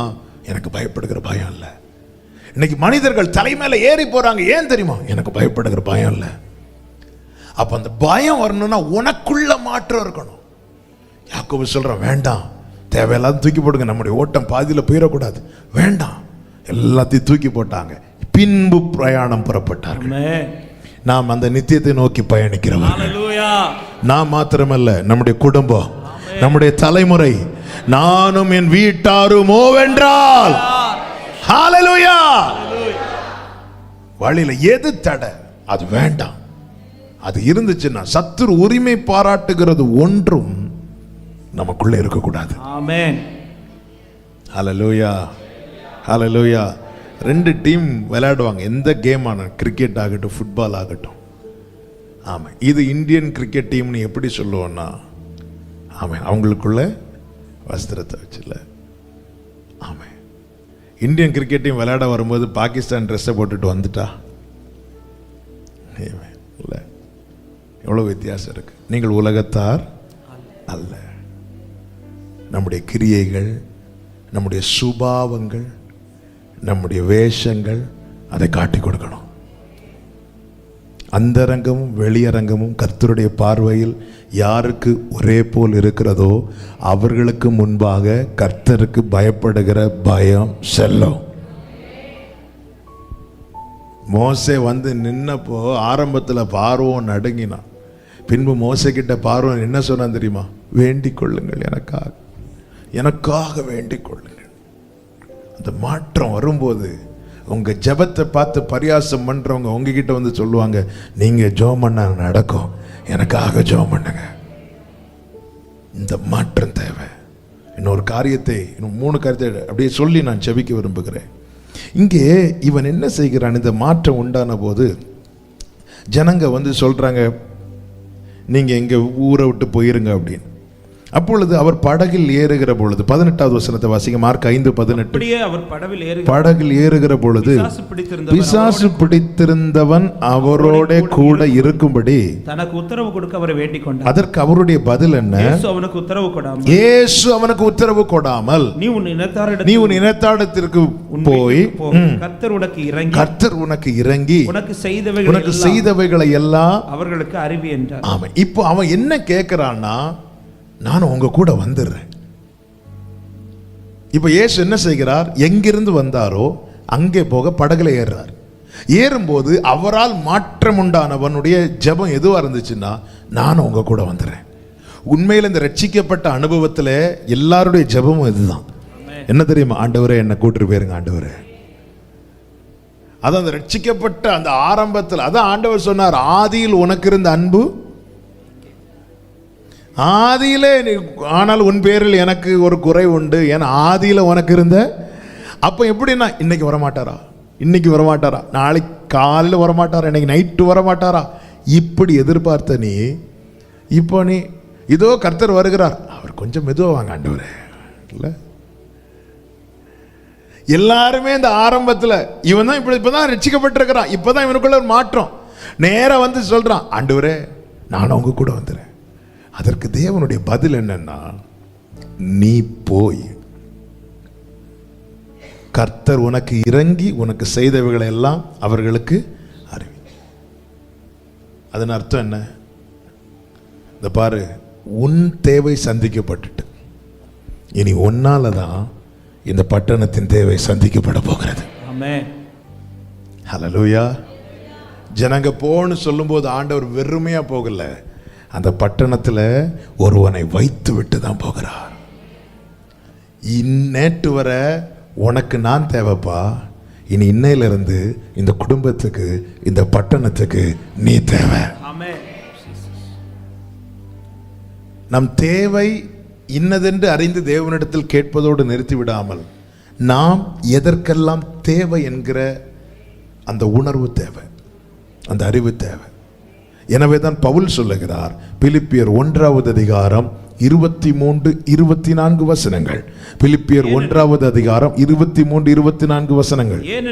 ஏனெனில் இவ்விரண்டினாலும் நான் நெருக்கப்படுகிறேன். தேகத்தை விட்டு பிரிந்து கிறிஸ்துவுடனே கூட இருக்க எனக்கு ஆசை உண்டு.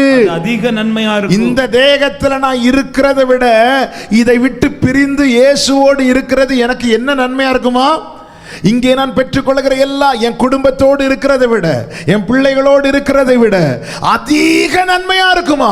அடுத்த வசனம், அப்படி இருந்தும் நான் சரீரத்தில் தரித்திருப்பது உங்களுக்கு அதிக அவசியம். ஹல்லேலூயா. பல மரண கண்ணிக்கு இந்த தீபம் இதோடு அவுட் அப்படி நினைச்சிட்டு இருக்கிற இடத்துல திரும்ப எரிய வச்சு திரும்ப வாழ வைத்ததின் நோக்கம் என்ன தெரியுமா? நீ இந்த சரீரத்தில் தரித்திருப்பது உன்னை சூழ்ந்திருக்கிறவர்களுக்கு கரெக்டா சொல்லுங்க, அதிக அவசியம். அப்ப நீ ரொம்ப முக்கியமானவன், நீ மிகவும் முக்கியமானவள். பவுல் சொல்றார், நான் பட்ட நெருக்கத்துல என் உள்ளம் என்ன சொல்லுதுன்னா, ஐயோ இதை விட்டு பிரிந்து, இந்த தேகத்தை விட்டு பிரிந்து. இல்ல சில வாடகை வீட்டில இருந்து ரொம்ப கஷ்டப்படுவாங்கல்ல, சீக்கிரமா. கடந்த நாள் ஒரு சகோதரன் தான் சொன்னார், எனக்கு இன்னொரு வீடு வேணும் பாஸ்டர், நீங்க ஜெபம் பண்ணுங்க, இந்த வாடகை வீட்டில இருந்து வாடகையும் ஜாஸ்தி, வீடும் சரியில்லை, எனக்கு சீக்கிரமா இங்கிருந்து வெளியே போகணும், சீக்கிரமா வெளியே போகணும். இதுதான் பவுல் நம்மில் அநேகர் இதுதான். நெருக்கத்துக்குள்ள இருக்கும்போது இதை விட்டு பிரிந்து இயேசுவோடு இருக்க எனக்கு ஆசை உண்டு, அது எனக்கு அதிக நன்மையானது. அப்படி இருந்தும் நான் சரீரத்தில் தரித்திருப்பது உங்களுக்கு அதிக அவசியம். நீ எதற்கு அவசியம் என்பதை அறிந்து வாழு. அதுக்கு தான் உன்னை இந்த பட்டணத்தில் விட்டு வச்சிருக்கிறான். ஹல்லேலூயா. ஏன் ஆண்டவரே இந்த குடும்பத்தில் என்ன கொண்டு வச்சிருக்கீங்க? ஏன் ஆண்டவரே இந்த தெருவில் என்ன வச்சிருக்கிறீங்க? ஏன் ஆண்டவரை இந்த மாவட்டத்தில் வச்சிருக்கிறீங்க? ஏன் ஆண்டவரை இந்த மாநிலத்தில் வச்சிருக்கிறீங்க? ஏன் ஆண்டவர் இந்த நாட்டில் கொண்டு என்ன வச்சிருக்கிறீங்க? உன்னை விட்டு வைத்திருக்கிறார். அவருடைய பிரதிநிதியா, ஹalleluya, அவருடைய பிரதிநிதி நீ. ஹalleluya. ஆண்டவர் சொல்லிட்டாரு, நான் உனக்கு சொல்லிட்டேன், நீ உன் வீட்டுக்கெல்லாம் சொல்லு. ஆமென். அவசியம் அறிந்து செயல்படணும். ஆண்டவரை இதை விட்டுட்டு அங்கே வரணும்னு ஆசை. எத்தனை பேருக்கு ஆசை இருக்குன்னு கேட்டால் எல்லாரும் கை தூக்குவோம். ஆனால் உண்மையில் தூக்குறது கிடையாதுன்னு தெரியும். அதனால் நான் கை தூக்க வைக்கல. சில காரியத்துக்கு ஏன் கை தூக்க வைக்கலைன்னா அது அப்படி தான். சர்ச்சுக்குள்ளே எதுக்கு நம்ம? ஆனால் உண்மையில் அந்த ரட்சிப்பின் ஆரம்ப அனுபவத்தை பாருங்கள். எனக்கு நல்ல ஞாபகம் இருக்கு. அந்த ஒரு நாளில் அந்த பரிசுத்த ஆவியினால் அந்த நிரப்பப்பட்ட அனுபவம். அந்த நாளில் அப்படியே கன்னியாகுமரி பீச் பக்கம் போக வேண்டிய சூழ்நிலை. இது நடந்தது 2011-12 நினைக்கிறேன், அந்த இயரில். அப்போ அப்படியே போகும்போது நான் அப்போ என்ன நினச்சேன் தெரியுமா? இப்போ சுனாமி வராதா? அப்படியே போயிட்டு இருக்கேன் காரில், அப்படியே கடலையே பார்த்துட்டு, ஏன்னா எனக்கு அந்த அப்படியே பார்த்துட்டு இப்போ சுனாமி வராதா? எதுக்கு? உடனே அதுக்கப்புறம் அங்கே போனேன். வரும்போது ஆண்டவரே காத்துக்கொள்ளுங்க ஆண்டவரே. ஷூட்டிங்கெல்லாம் போகும்போது ஆண்டவரே ஒரு சேதம் வராதபடி காத்துக்கொள்ளுங்க ஆண்டவரே. நம்ம நிறைய பேர், நம்ம எல்லாருமே பல விதங்களில் ஆண்டவரை சிரிப்பு காட்டிகிட்டே இருக்கிறோம். இல்லை, அந்த ஆரம்பத்தில் எனக்கு விட்டு போயிடணும். ஆனால் ஆண்டவர் ஏன் அந்த இங்கே பைபிள் சொல்லுது உத்தரவு கொடாமல், அவர் சில காரியங்களுக்கு உத்தரவு கொடுக்காததுனால தான் இன்னும் நம்ம வாழ்ந்துட்டு இருக்கிறோம். ஆமென். நான் சொல்ற அந்த வசனத்தை திருப்பி வாசிங்க. இயேசு அவனுக்கு உத்தரவு கொடாமல், அதுதான் நான் எனக்கு எடுத்த செய்தி. அதுதான், உத்தரவு கொடுக்கல, அதனால நான் வாழ்ந்துட்டு இருக்கிறேன். வாழ்த்து கரத்தை உயர்த்தி சொல்லுங்க. இயேசு எனக்கு சில காரியங்களுக்கு உத்தரவு கொடுக்காததுனால நான் இன்னும் வாழ்ந்து கொண்டிருக்கிறேன். ஹல்லேலூயா. அவர் நல்லவர் என்றும் துதியுங்கள் அவர் கிருபை. நேரம் போயிட்டு 2 பாயிண்ட் கூட நான் சொல்லி ஜெபிக்கிறேன். இப்போ ஆண்டவர் சொல்றாரு, நீ உள்ள போய் நீ உன் இனத்தாரிடத்தில் உன் வீட்டுக்கு போய். அதன் அர்த்தம் என்ன? நீ திருப்பி போ, உன் சொந்தக்காரன் கிட்ட போ, உன் இனத்தார் இடத்துல போ, உன் வீட்டுக்கு. எதுக்கு போகணும்? பிசாசினால் உன் வாழ்க்கை அலைக்கழிக்கப்பட்டதை எந்த கண்கள் பார்த்ததோ, தேவனால் உன் வாழ்க்கை ஆசீர்வதிக்கப்பட்டதையும் அந்த கண்கள் பார்க்கணும். நீ கஷ்டப்பட்டதை எந்தெந்த கண்கள் பார்த்ததோ, நீ இன்னைக்கு ஆசீர்வாதமா இருக்கிறது அந்த கண்கள் பார்க்கணும். நீ வேதனைப்பட்டதை எந்த கண்கள் பார்த்ததோ, நீ சந்தோஷமா இருக்கிறது அந்த கண்கள் பார்க்கணும். நீ ஒன்றும் இல்லாமல் இருந்ததை எந்தெந்த கண்கள் பார்க்கிறதோ, இன்னைக்கு தேவனால் எல்லாம் பெற்றுக்கொண்டதை அத்தனை கண்களும் பார்க்கணும். நீ போ. Glory. பிசாசு உலகத்துக்கு முன்னாடி நம்மை நிறுத்துவது நம்மை காட்சியாக்க, தேவன் நம்மை நிறுத்துவது நம்மை சாட்சியாக்க. ஹல்லேலூயா. அப்படியெல்லாம் உன்னை கூட்டிட்டு போக மாட்டேன். நீ போ. யார் ஒன்ன. ஆமென். யோபு சொல்றாரு, கர்த்தருக்கு மகிமை உண்டாவது. யோபு 30:1 வாசிங்க. 30:1 வசனம். யோபுவின் புத்தகம் 30:1. இப்பொழுதோ என்னிலும் இளவயதானவர்கள் என்னை பரியாசம் பண்ணுகிறார்கள். பிதாக்களை நான் என் மந்தையை காக்கும். என்னிலும் இளவயதானவர்கள் என்னை பரியாசம் பண்ணுகிறார்கள். 9வது வசனம். ஆனாலும் இப்போது நான் அவர்களுக்கு பாட்டும்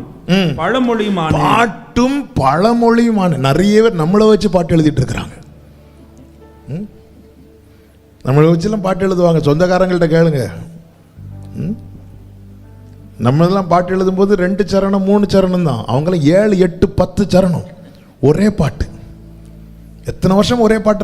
நம்மளை நினைச்சாலே பாட்டு பாட ஆரம்பிச்சிருவாங்க.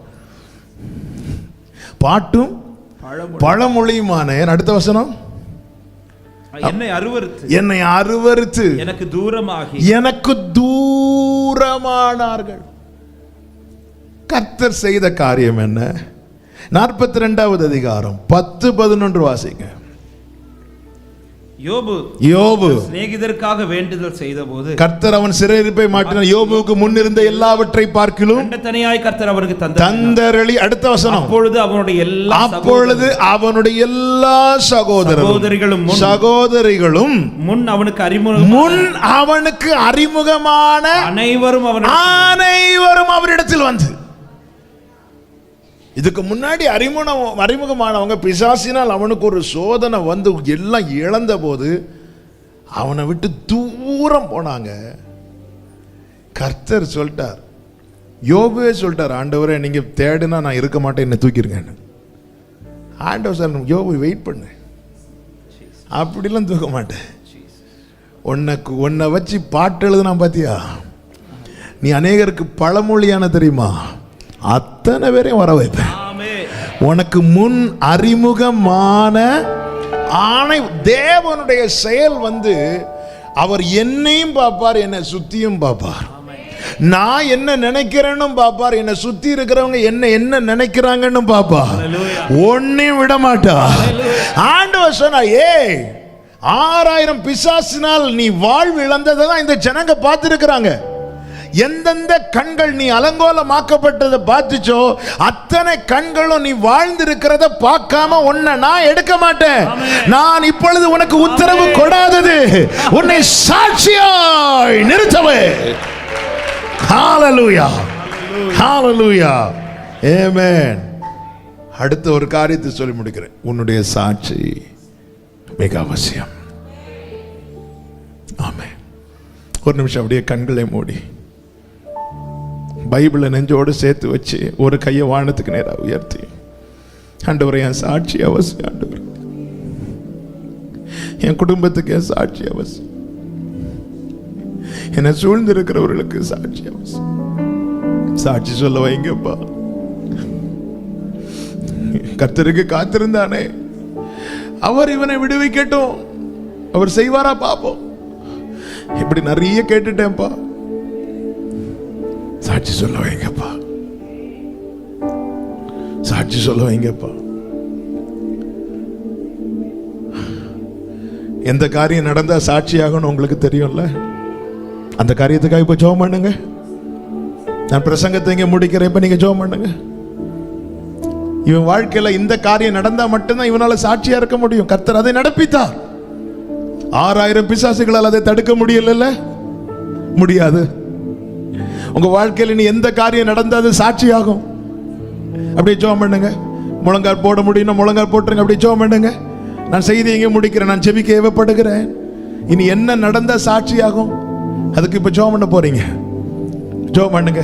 ஒரு சில நிமிடங்கள். இது நடந்தனா சாட்சி ஆண்டவரே, இல்லைன்னா என்ன நடந்தாலும் ஒண்ணு இல்லப்பா, இது நடந்த சாட்சி. பேசுங்க ஆண்டவர்ட்ட, இப்ப இருதயத்தை திறந்து பேசுங்க. இந்த காரியம் நடக்கணும் என் வாழ்க்கையில.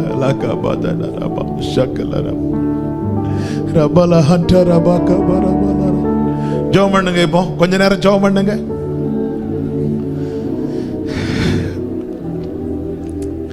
ஆண்டவரே, உங்களை நம்ப பண்றதுக்கு மற்றவங்க வாழ்க்கையில் நடந்ததுதான் இன்னைக்கு வரை எடுத்து சொல்ல வேண்டியதா இருக்குப்பா. என் வாழ்க்கையில நடந்தது எனக்கு சொல்லும்படியா.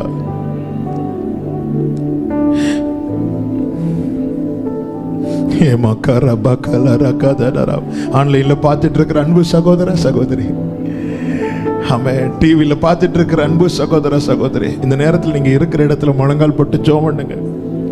இந்த காரியம் நடந்துச்சுன்னா என் சொந்தங்கள் மத்தியில் ஒரு சாட்சியா இருக்குமே, என் பட்டணத்துல சாட்சியா இருக்கும், என் இனத்தார், என் வீட்டில் இருக்கிறவங்க, நான் போய் சொல்லுவேனே, என்னை தேடி வந்தார், எனக்கு இதை செய்தார், அலைக்கழித்த பிசாசை அப்புறப்படுத்தினார், இழந்த வஸ்திரத்தை திரும்பி தந்தார், எனக்கு வாழ்வை தந்தார், எனக்கு நன்மையை செய்தார். உடரா அந்தரபா கபலரா அந்தரபா. அப்படியே ஜெபம் பண்ணுங்க.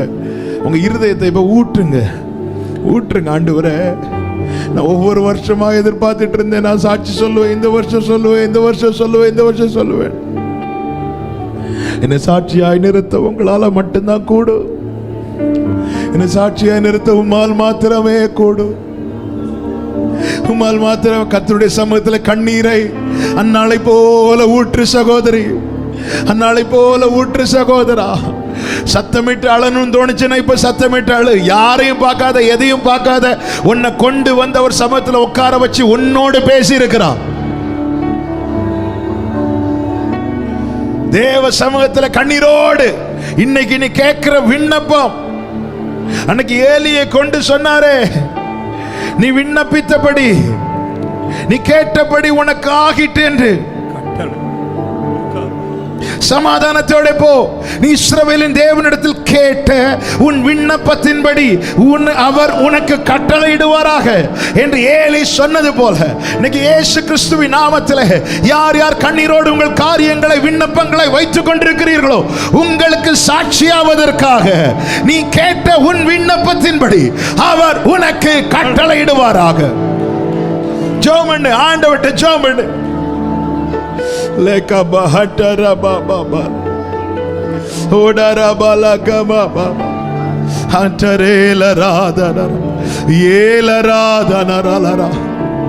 கேளுங்க, என்ன காரியத்தை இப்போ கேட்குறீங்க? அவர் சமீபமாக இருக்கையில் நோக்கி கூப்பிடுங்க. அவர் சமீபமாக இருக்கையில் நோக்கி கூப்பிடுங்க. இது கண்டடையத்தக்க சமயம். ஆவியானவர் அசைவாடுகிறார், ஆவியானவர் உலாவுகிறார். ரபா கல ரபா. கதறணும்னு தோணுச்சுன்னா கதறுங்க. உன் சத்தத்தை அடக்கி கொள்ளுகிற வேலை அல்ல இது. அப்ப நான் சாட்சியா நிக்கணும். சொல்லி செஞ்சுட்டு அனுப்புறீங்க. நீ உன் இனத்தார் இடத்துக்கு போ, உன் வீட்டில் போய் கர்த்தர் உனக்கு இறங்கி செஞ்சத ஆண்டவர், அப்ப நான் சாட்சி சொல்லணும்னா நீங்க எனக்கு இறங்கி செய்யணும்பா. நீங்க எனக்கு இறங்கி செஞ்சாதான் எனக்கு சாட்சி, இல்லைன்னா எனக்கு சொல்ல முடியாது. ஆண்டவர், நான் என்ன சொல்லுவேன்? ஆண்டவரே,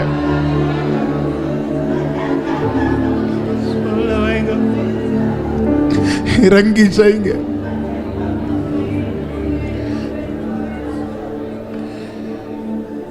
ஜெபம் பண்ணுங்க, விட்டுறாதீங்க. அவங்க இருதயத்தை அப்படியே ஊட்டுருங்க. பதில். Thank you father.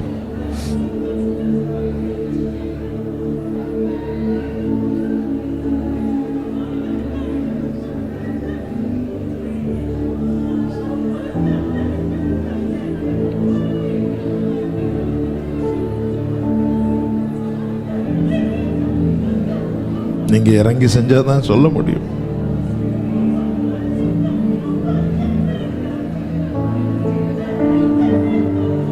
ஓங்கி நிக்கிற நிந்தையின் சத்தம் அடங்கணும்னா நான் சாட்சி சொன்னாதான் அடங்கும். ஆண்டவரே, அநேக கேள்விகளுக்கு பதில் என் சாட்சி தான். ஆண்டவரே, இறங்குங்க, இறங்குங்கப்பா, இறங்கும் ஆண்டவரே.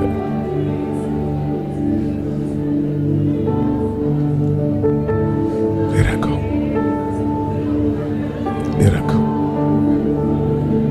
இறங்கும். நல்லவரே, நல்லவரே. அப்பா,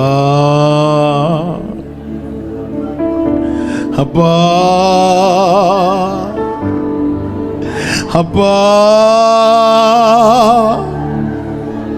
எங்கள் தகப்பனே,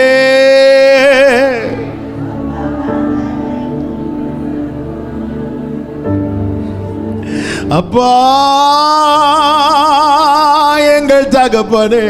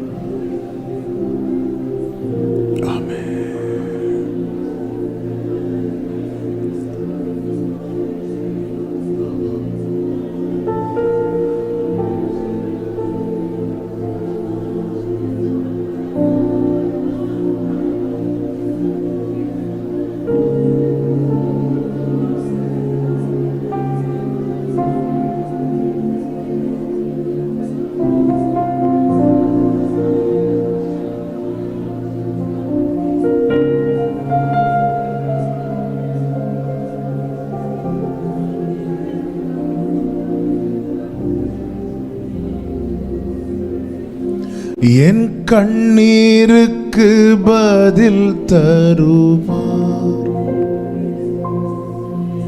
என் வேண்டுதலை கேட்டிடுவார், என் கண்ணீருக்கு பலன் தருவார், என் வேண்டுதலை கேட்டிடுவார், என்னை வெறுமையாய் விடமாட்டார்,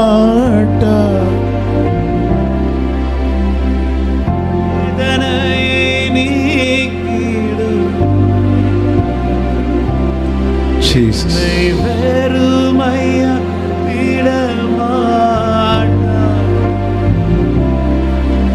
என் வேதனையை நீக்கிடுவார்,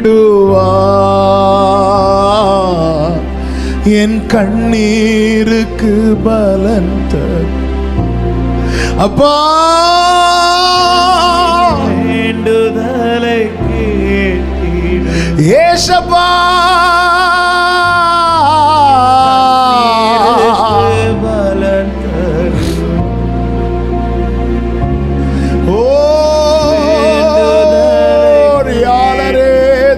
என் எதிர்பார்ப்பு நீங்க தானே, என் எதிர்பார்ப்பு நீங்க தானே, வேறு யாரிடம் செல்வே, இம்மட்டும் நடத்தினீர், உம்மையே நம்பியுள்ளே, என் எதிர்பார்ப்பு நீங்க தானே, வேறு யாரிடம் செல்வே,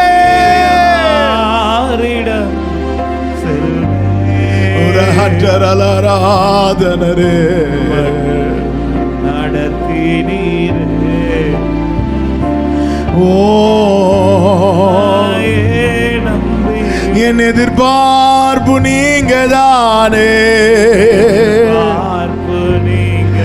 ஏசப்பா ஏசப்பா, இம்மட்டும் நடத்துறீங்க, ஓ இம்மட்டும் நடத்தினீரே, உம்மையே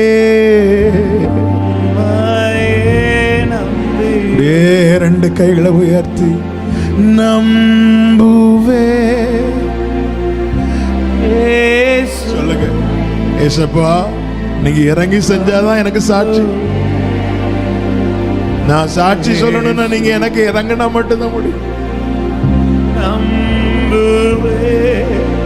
நீங்க எனக்கு இறங்கி செஞ்சா நான் சாட்சி, நான் சாட்சியா மாறணும், நான் சாட்சி சொல்லணும்,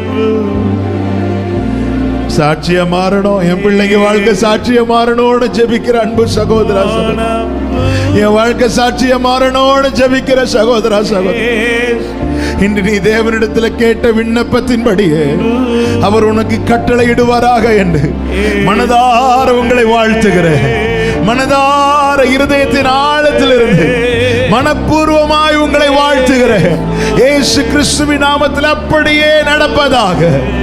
ஆமென் ஆமென் ஆமென் ஆமென். Glory. அப்படியே ஒரு 2 நிமிஷம் நல்ல கைகளை தட்டி அந்நிய பாஷைகளை பேசி முழு பெறச்சோடு தெய்வ பிரசனம் ரீமால ஹண்டரபா ஷேரே உடரபா கரபா ஹண்டரபா ஓரபல ராதனரபா ஷத்தரபாரே ரீபல ரோ ஷத்தனரபா ரீகர ஹண்டரபா லகதரபா. ஹalleluya ஹalleluya. கர்த்தர் இறங்கி கிரியை செய்ய போகிறார். ஆமென். விசுவாசத்தோடு சொல்லு சகோதரா, நான் சாட்சி சொல்ல போகிறேன். ஓ, நான் சாட்சியாய் மாற போகிறேன். ஜீசஸ் நன்றி அப்பா. ஆமென் ஆமென் ஆமென். பரிசுத்த பிதாவே, நல்ல தகப்பனே, எங்க மேல நீங்க பாராட்டின கிருபைகளுக்காக, அன்புக்காக, உங்க நேச கொடியை பறக்க விட்ட தயவுக்காக நன்றி. கிருபையா உங்க சமூகத்துல கொண்டு வந்து பாட, துதிக்க, ஆராதிக்க வைத்தீரே. ஸ்தோத்திரம். உடைய வார்த்தைகளை கொண்டு இடைப்பட்டீர், பேசினீர். நன்றி அப்பா. ஆண்டவரே, யார் யார் விண்ணப்பங்களை கண்ணீரா உங்க சமூகத்துல வைத்தாங்களோ, ஆண்டவரே, நீ சாட்சியை நிறுத்த போகிறீர். ஸ்தோத்திரம். நம்ப பண்ணினது நீங்க, நம்புறவங்களை வெட்கப்படாம காக்குறதும் நீங்க. கர்த்தாவே, நன்றி அப்பா. மகிமை கனம் உமக்கே செலுத்துகிறோம்.